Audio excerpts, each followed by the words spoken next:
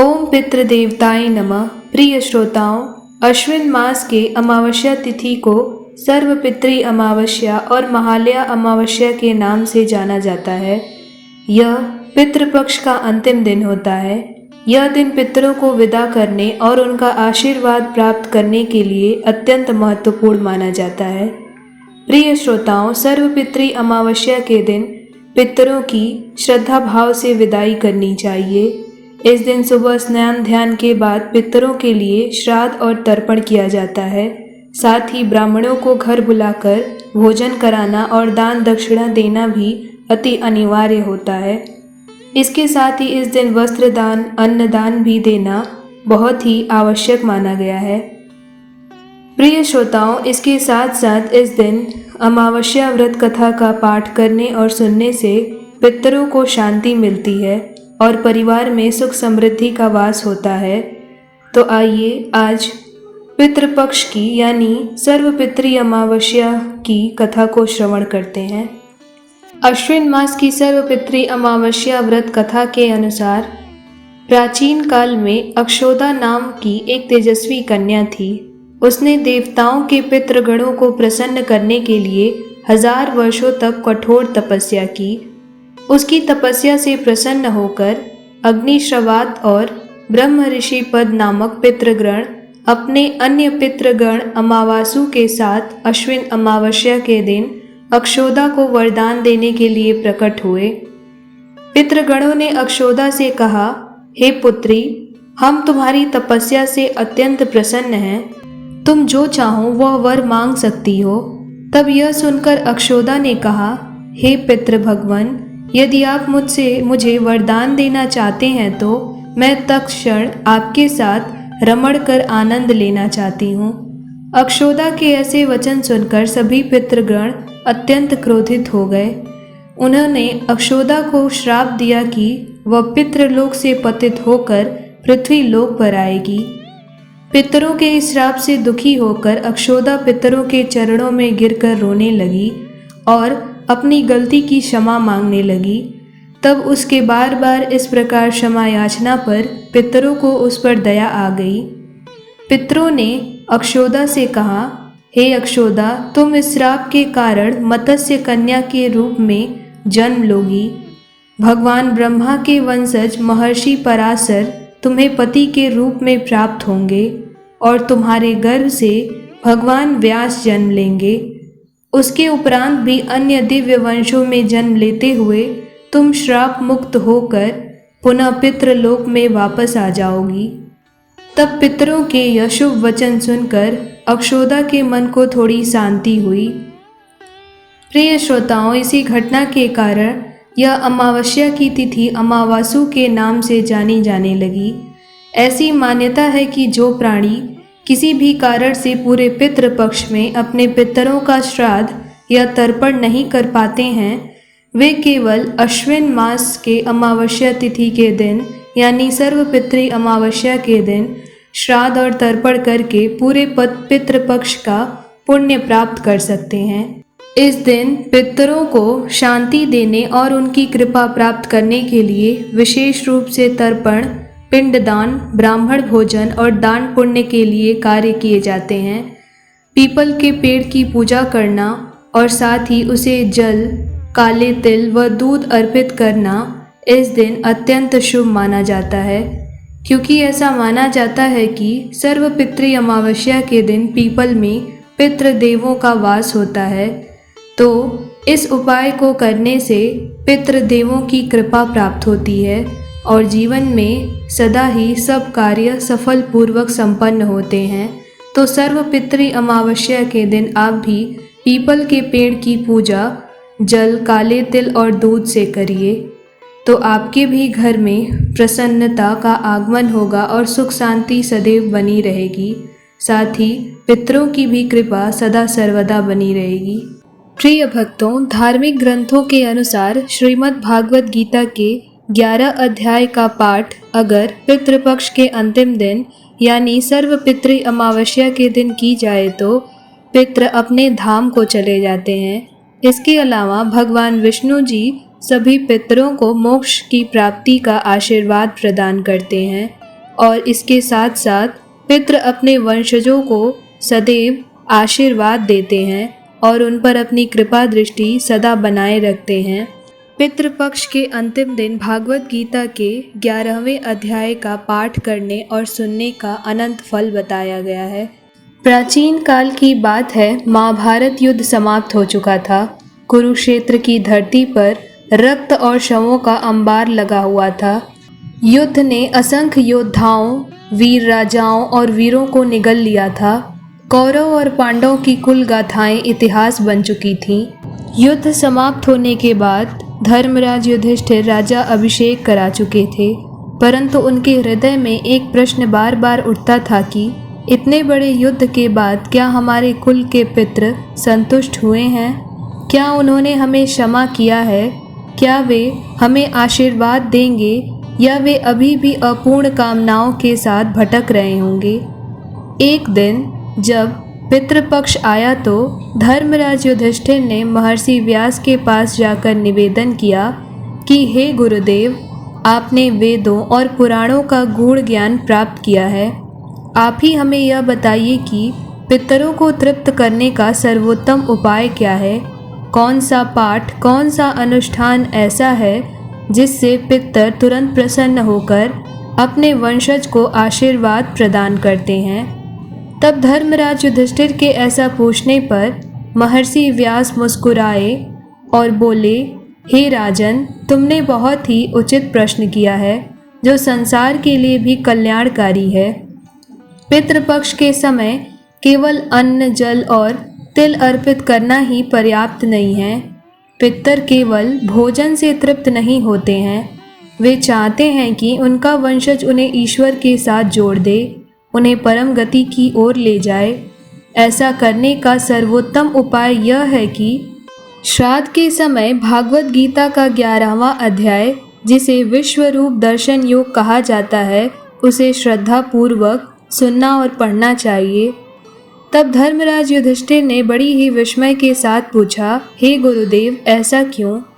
तब व्यास जी ने विस्तार से बताया कि हे राजन, 11वें अध्याय में भगवान श्री कृष्ण ने अर्जुन को अपना विराट विश्वरूप दिखाया था।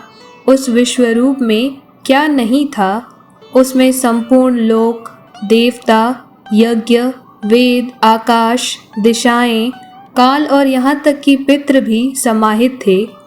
जब अर्जुन ने देखा कि भगवान के मुख में संपूर्ण ब्रह्मांड प्रविष्ट हो रहा है, देवता, दैत्य, ऋषि, यक्ष, गंधर्व सभी उस विराट स्वरूप में समाहित हैं, तब उसे यह अनुभव हुआ कि भगवान ही संपूर्ण ब्रह्मांड के आधार हैं।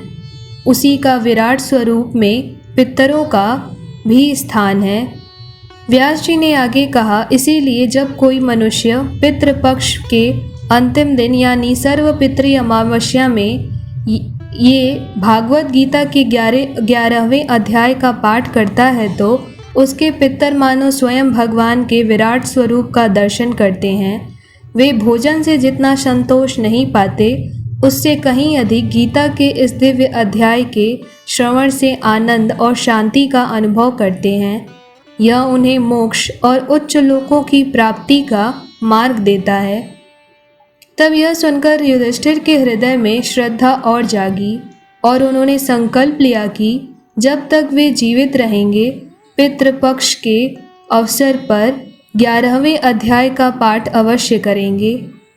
महर्षि व्यास ने कथा को और गहराई में ले जाकर कहा कि हे धर्मराज युधिष्ठिर, गीता के 11वें अध्याय का महत्व केवल पितरों की तृप्ति तक ही सीमित नहीं है, बल्कि यह जीवित मनुष्यों के लिए भी उतना ही कल्याणकारी है। अर्जुन जब युद्ध भूमि में मोह और भ्रम से ग्रस्त था, तब भगवान श्री कृष्ण ने उसे यह अध्याय सुनाया और अपना विराट रूप दिखाया। उस विराट रूप में अनंत सूर्य की ज्योति, काल का अद्भुत रूप और सृष्टि का आरंभ और अंत सब कुछ दिखाई दिया। अर्जुन पहले आश्चर्यचकित हुआ, फिर भयभीत हुआ और अंत में शरणागत होकर भगवान से प्रार्थना करने लगा। इसी प्रकार जब हम इस अध्याय का पाठ करते हैं तो पितृ भी अपने मोह, भय और बंधनों से मुक्त होकर भगवान की शरण में चले जाते हैं। युधिष्ठिर ने यह कथा सुनकर उसी दिन अपने भाइयों और ब्राह्मणों को बुलाया और कहा, हे बंधु बांधवों, आज से पितृपक्ष के अवसर पर गीता के 11वें अध्याय का पाठ अवश्य किया जाएगा। जब श्राद्ध का दिन आया तो पांडवों ने नदी के किनारे पितरों का तर्पण किया, तिल और जल अर्पित किया। फिर धर्मराज युधिष्ठिर ने स्वयं गीता का 11वां अध्याय पाठ करना आरंभ किया। जैसे जैसे श्लोक गूंजते गए, ऐसा प्रतीत हुआ मानो आकाश में दिव्य प्रकाश फैल गया हो, वातावरण में मधुर गंध गूंज गई हो और चारों ओर से अदृश्य स्वर आने लगे हो।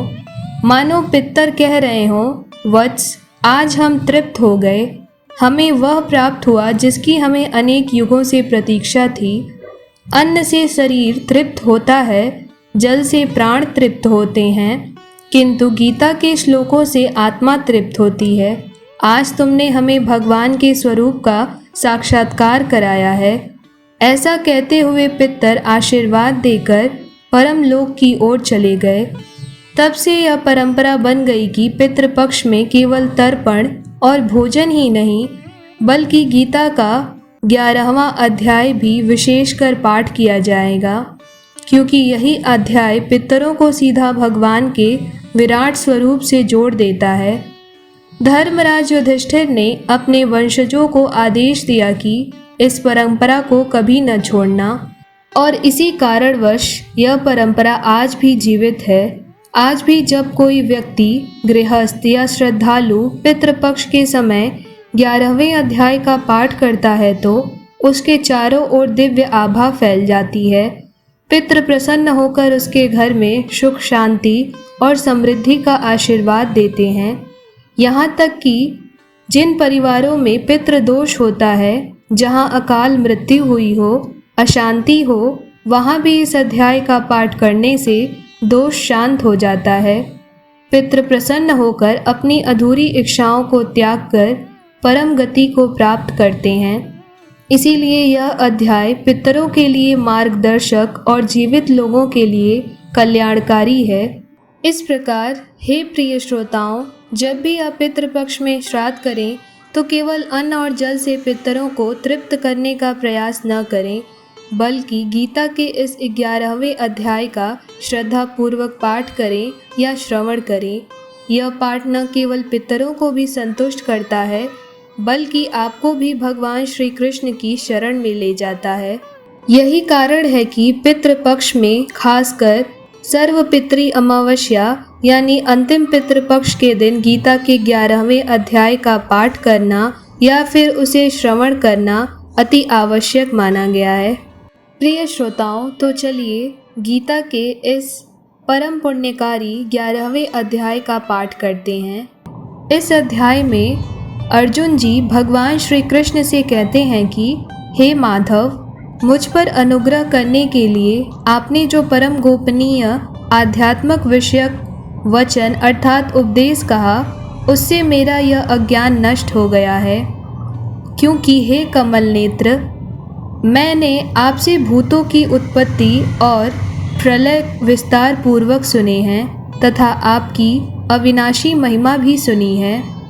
इसीलिए हे परमेश्वर, आप अपने को जैसा कहते हैं यह ठीक ऐसा ही है, परंतु हे पुरुषोत्तम, आपके ज्ञान, ऐश्वर्य, शक्ति, बल, वीर्य और तेज से युक्त ऐश्वर्य रूप को मैं प्रत्यक्ष देखना चाहता हूँ।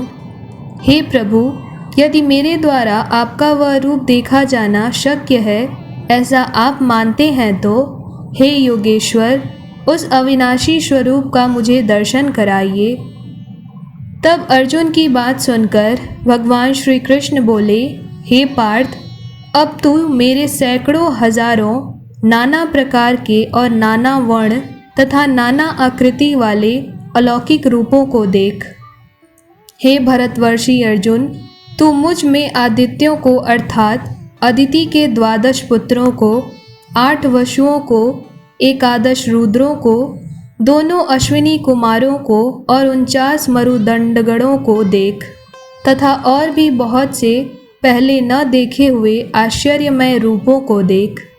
हे अर्जुन, अब इस मेरे शरीर में एक जगह स्थित चराचर सहित संपूर्ण जगत को देख तथा और भी जो कुछ देखना चाहते हो सो देखो, परंतु मुझको तू इन अपने प्राकृत नेत्रों द्वारा देखने में निसंदेह समर्थ नहीं है। इसीलिए मैं तुझे दिव्य अर्थात अलौकिक चक्षु देता हूँ। इससे तू मेरी ईश्वरीय योग शक्ति को देख।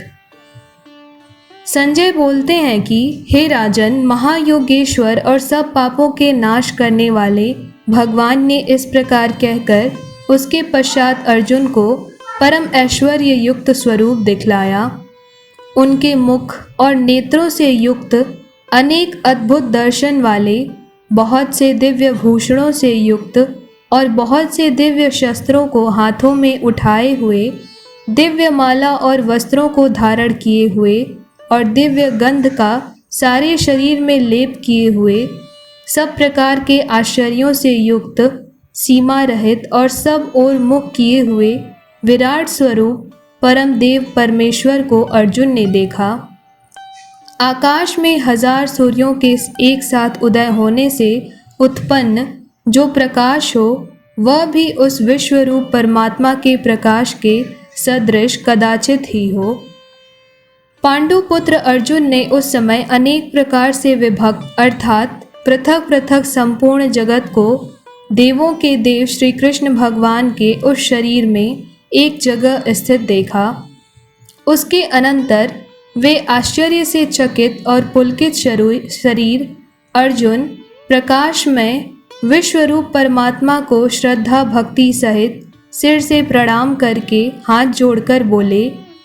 अर्जुन बोले, हे देव, मैं आपके शरीर में संपूर्ण देवों को तथा अनेक भूतों के समुदाय को, कमल के आसन पर विराजित ब्रह्मा को, महादेव को और संपूर्ण ऋषियों को तथा दिव्य सर्पों को देखता हूँ।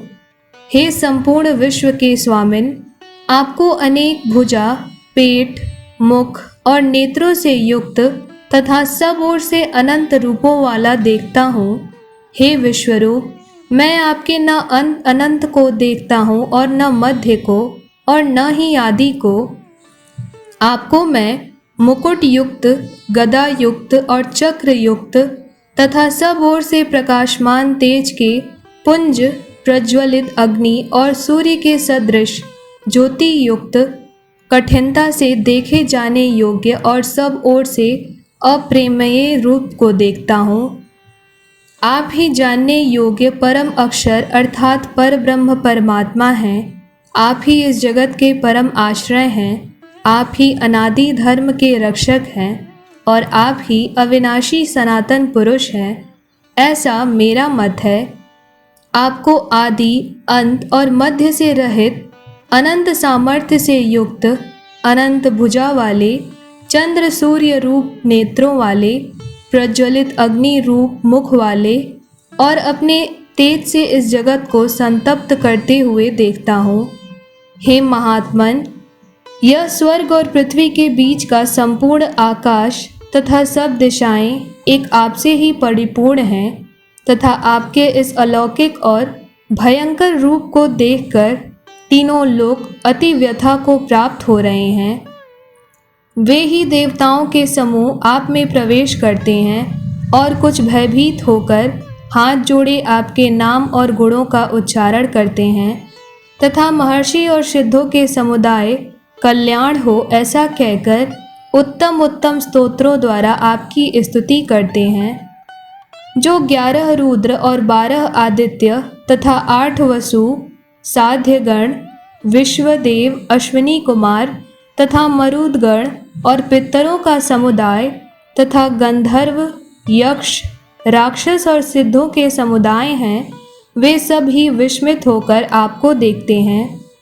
हे महाबाहो, आपके बहुत मुख और नेत्रों वाले, बहुत हाथ, जड़ा और पैरों वाले, बहुत उदरों वाले और बहुत सी दाढ़ों के कारण अत्यंत विकराल महान रूप को देखकर सब लोग व्याकुल हो रहे हैं तथा मैं भी व्याकुल हूँ। क्योंकि हे विष्णु, आकाश को स्पर्श करने वाले, देदीप्यमान अनेक वर्णों से युक्त तथा फैलाए हुए मुख और प्रकाशमान विशाल नेत्रों से युक्त आपको देखकर भयभीत अंतःकरण वाला मैं धीरज और शांति नहीं पाता हूँ। दाढ़ों के कारण विकराल और प्रलय काल की अग्नि के समान आपके मुखों को देखकर मैं दिशाओं को नहीं जानता हूँ और सुख भी नहीं पाता हूँ। इसीलिए हे देवेश, हे जगत निवास, आप प्रसन्न हो।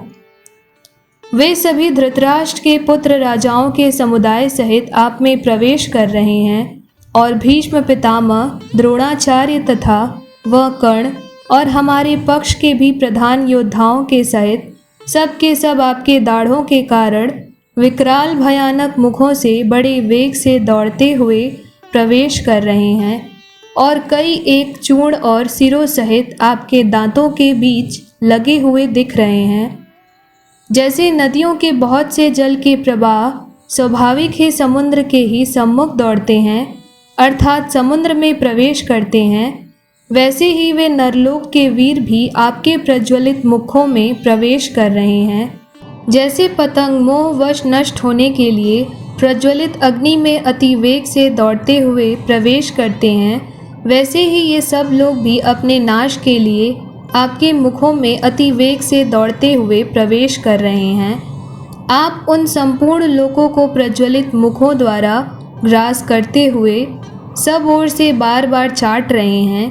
हे विष्णु, आपका उग्र प्रकाश संपूर्ण जगत को तेज के द्वारा परिपूर्ण करके तपा रहा है।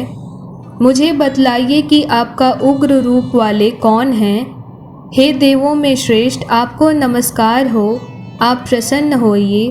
आदि पुरुष, आपको मैं विशेष रूप से जानता हूँ, क्योंकि मैं आपकी प्रवृत्ति को नहीं जानता।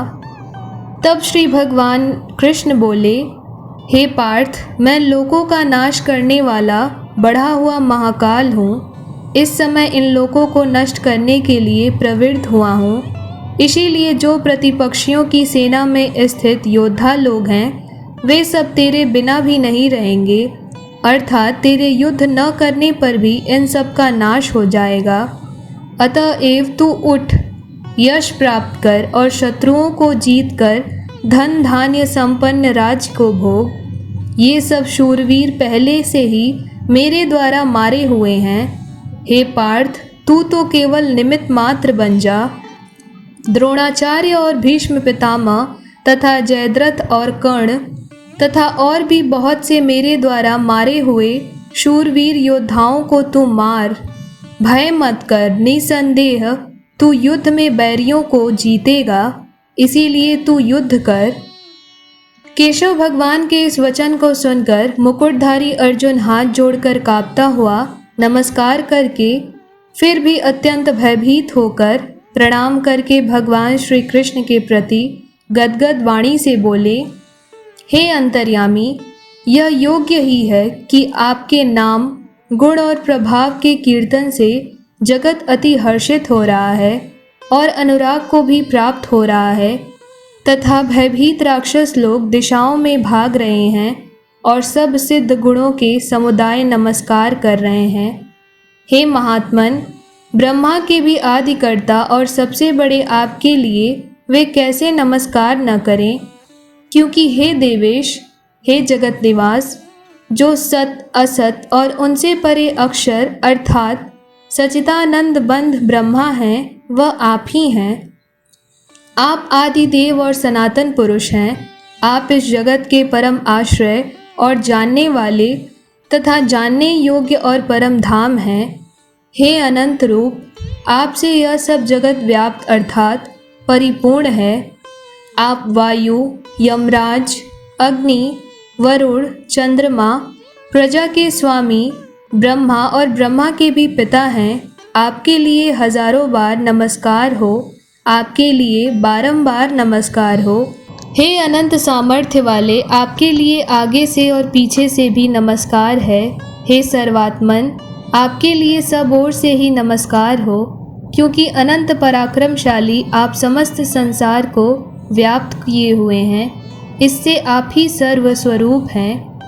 आपके इस प्रभाव को न जानते हुए आप मेरे सखा हैं ऐसा मानकर प्रेम से अथवा प्रमाद से भी मैंने हे कृष्ण, हे यादव, हे सखे इस प्रकार जो कुछ भी बिना सोचे समझे कहा है, जो मेरे द्वारा विनोद के लिए विहार, शय्या, आसन और भोजन आदि में अकेले अथवा उन सखाओं के सामने भी अपमानित किए गए हैं, वह सब अपराध अप्रमेय स्वरूप तथा अर्थात अचिंतनीय प्रभाव वाले आपसे मैं क्षमा करवाता हूँ।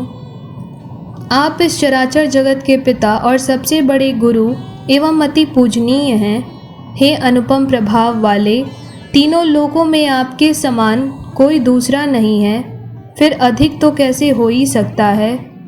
अतएव हे प्रभु, मैं शरीर को भली भांति चरणों में निवेदित कर प्रणाम करके स्तुति करने योग्य आप ईश्वर को प्रसन्न होने के लिए प्रार्थना करता हूँ। हे देव, पिता जैसे पुत्र के, सखा जैसे सखा के और पति जैसे प्रियतमा पत्नी के अपराध सहन करते हैं, वैसे ही आप भी मेरे अपराध को सहन करने योग्य हैं। मैं पहले न देखे हुए आपके इस आश्चर्यमय रूप को देखकर हर्षित हो रहा हूँ और मेरा मन भय से अति व्याकुल भी हो रहा है। इसीलिए आप उस अपने चतुर्भुज विष्णु रूप को ही मुझे दिखाइए। हे जगन निवास, प्रसन्न होइए। मैं वैसे ही आपको मुकुट धारण किए हुए तथा गदा और चक्र हाथ में लिए हुए देखना चाहता हूँ। इसीलिए हे सहस्त्र बाहो, आप उसी चतुर्भुज रूप में प्रकट हुए। तब भगवान श्री कृष्ण बोले, हे अर्जुन, अनुग्रह पूर्वक मैंने अपनी योग शक्ति के प्रभाव से यह मेरा परम तेजोमय, सबका आदि और सीमा रहित विराट रूप तुझको दिखलाया है, जिसे तेरे अतिरिक्त दूसरे किसी पहले ने नहीं देखा था। हे अर्जुन, मनुष्य लोक में इस प्रकार विश्व रूप वाला मैं न वेद और यज्ञों के अध्ययन से, न दान से, न क्रियाओं से और न उग्र तपों से ही तेरे अतिरिक्त दूसरे के द्वारा देखा जा सकता हूँ। मैंने इस प्रकार के इस विकराल रूप को देखाकर तुझको व्याकुलता नहीं होनी चाहिए और मूढ़ भाव भी नहीं होना चाहिए। तू भय रहित और प्रीति युक्त मन वाला होकर उसी मेरे इस शंख चक्र गदा पद्म युक्त चतुर्भुज रूप को फिर देख। वासुदेव भगवान ने अर्जुन के प्रति इस प्रकार कहकर फिर वैसे ही अपने चतुर्भुज रूप को दिखलाया और फिर महात्मन श्री कृष्ण ने सौम्य मूर्ति होकर इस भयभीत अर्जुन को धीरज दिया। तब अर्जुन बोले, हे जनार्दन, आपके इस अति शांत मनुष्य रूप को देखकर अब मैं स्थिर चित्त हो गया हूँ और अपने स्वाभाविक स्थिति को प्राप्त हो गया हूँ। तब श्री भगवान बोले, हे अर्जुन, मेरा जो चतुर्भुज रूप तुमने देखा है यह सुदुर्दर्श है, अर्थात इसके दर्शन बड़े ही दुर्लभ हैं। देवता भी सदा इस रूप के दर्शन की आकांक्षा करते हैं। जिस प्रकार तुमने मुझको देखा है, इस प्रकार चतुर्भुज रूप वाला मैं न वेदों से, न तप से और न दान से और न ही यज्ञ से ही देखा जा सकता हूँ, परंतु हे परम तप अर्जुन, अनन्य भक्ति के द्वारा इस प्रकार चतुर्भुज रूप वाला मैं प्रत्यक्ष देखने के लिए, तत्व से जानने के लिए तथा प्रवेश करने के लिए अर्थात एक ही भाव से प्राप्त होने के लिए शक्य हूँ। हे अर्जुन, जो पुरुष केवल मेरे ही लिए संपूर्ण कर्तव्यों कर्मों को करने वाला है, मेरे परायण है, मेरा भक्त है और आसक्ति रहित है और संपूर्ण भूत प्राणियों में वैर भाव से रहित है, वह अनन्य भक्ति युक्त पुरुष मुझको प्राप्त होता है और मुझे प्राप्त कर सकता है। प्रिय श्रोताओं, इस प्रकार सर्वपितृ अमावस्या के दिन सुना जाने वाला भागवत गीता का यह 11वां अध्याय पूर्ण हुआ।